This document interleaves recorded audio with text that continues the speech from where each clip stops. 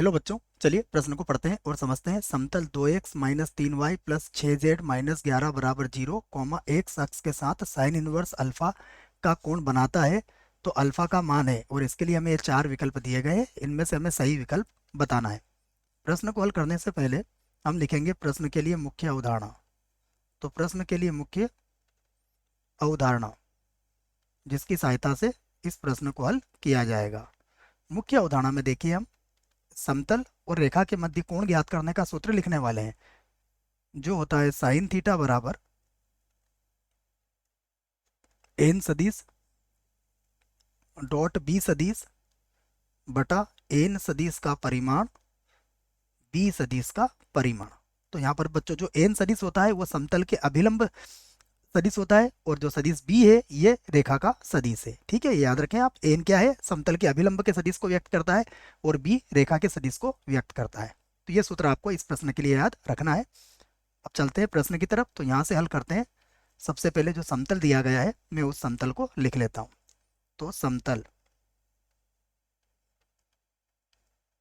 समतल हमें दिया गया है 2x माइनस का 3y प्लस का 6z माइनस 11 बराबर 0।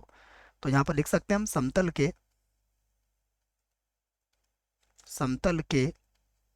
अभिलंब के दिक् अनुपात, समतल के अभिलंब के दिक् अनुपात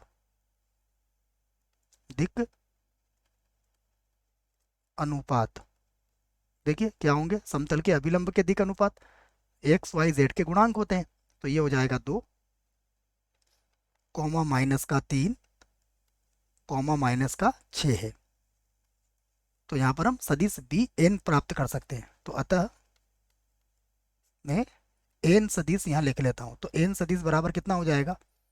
ये होगा 2i माइनस का 3j और प्लस का 6k।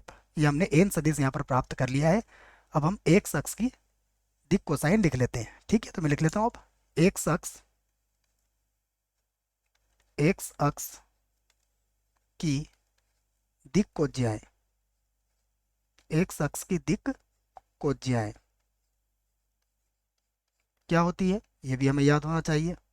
एक्स अक्ष की दिक् कोज्या होती है 1 कॉमा 0 कॉमा 0। हमें पता है दिक् कोज्या को हम दिक् अनुपात कह सकते हैं।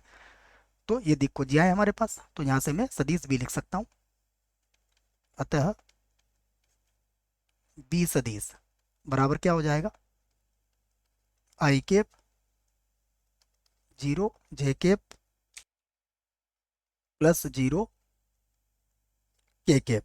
ये बी सदिश है। बी सदिश को एक बार और थोड़ा अच्छे से बना लेते हैं। ठीक है, ये हो गया हमारा बी सदिश। अब हम लिख लेते हैं कि यदि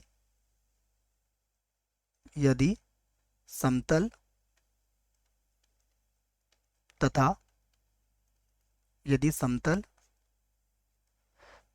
एक्स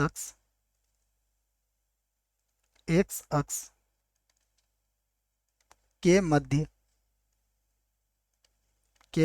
कोण थीटा हो तो के मध्य कोण क्या हो? थीटा हो तो हम जानते हैं सूत्र क्या है? सूत्र है साइन थीटा बराबर एन सदिश डॉट बी सदिश बटा एन सदिश का परिमाण बी सदिश का परिमाण। तो फिर से लिखते हैं हम साइन थीटा बराबर, देखिए एन सदिश क्या आया हमारे पास, लिख लेता हूं मैं। यह है 2 माइनस 3 और 6। तो 2i माइनस का 3j और प्लस का 6k प्लस का 6k। उसके बाद डॉट बी सदिश क्या हो जाएगा हमारे पास? ये हो जाएगा i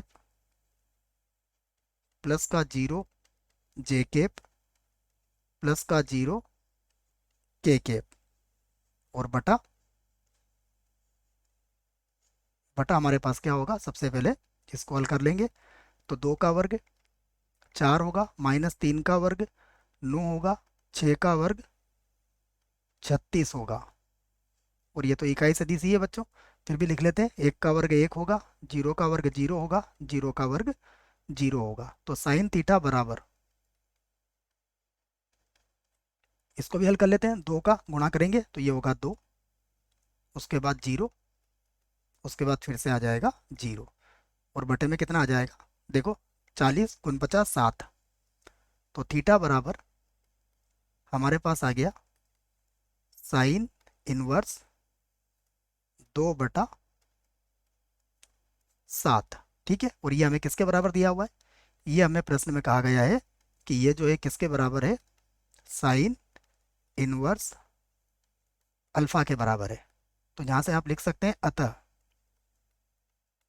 अतः अल्फा बराबर कितना हुआ? 2/7। ठीक है बच्चों, ये ऊपर भी 2 लिखा है, मैं इस 2 को एक बार और लिख देता हूँ।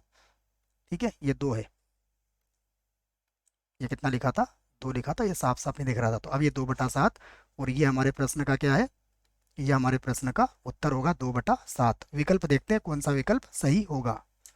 तो 2/7 कहाँ है बच्चों? देखो ये भी गलत है, ये भी गलत है, 2/7 यहाँ आ रहा है, अर्थात सी जो विकल्प है ये इस प्रश्न का बिल्कुल सही विकल्प हमें मिल चुका है। डी भी गलत होगा। आशा करता हूँ बच्चों प्रश्न का उत्तर समझ में आया होगा। धन्यवाद।